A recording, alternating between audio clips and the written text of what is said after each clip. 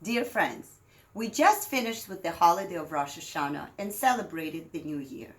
As we prepare for Yom Kippur, it is time for us to think about teshuvah, repentance. We have to stop and think about the mistakes that we made and apologize. Believe it or not, guilt, despite all Jewish jokes, is not part of the process. There are 4 steps, measurable steps, to teshuvah, repentance. The first one is regret. You have to stop and think, wow, I made mistakes. I regret that. And that's it. The second one has to do with leaving the negativity behind. It is not the time to really think that I am my mistake. Your mistakes and who you are 2 different things. Your mistakes cannot possibly define you. You have to move forward. The third one is verbalization. We have to admit to God, not to the rabbi, but to God, and to the people that we've hurt, that we're sorry, we made mistakes. We have to apologize and move forward. And the fourth one, which is vital, we have to plan for the future. We have to make sure that if we're ever in that position again, we will do better.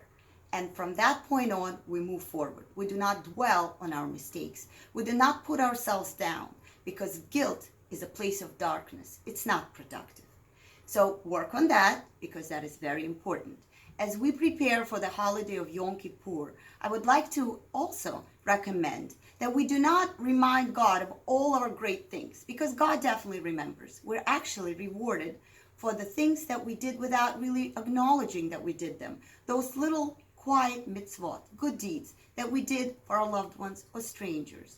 These are the ones that require us to really be proud of ourselves, because these deeds without high recognitions were done not out of ego, but in a very humble and quiet way.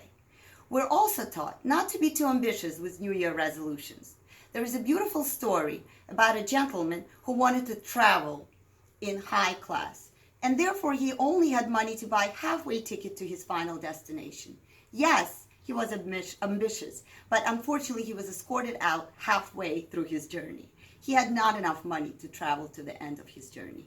And so I encourage you to, yes, set resolutions, but be modest and make measurable steps so you do not feel burned out in the middle of the year.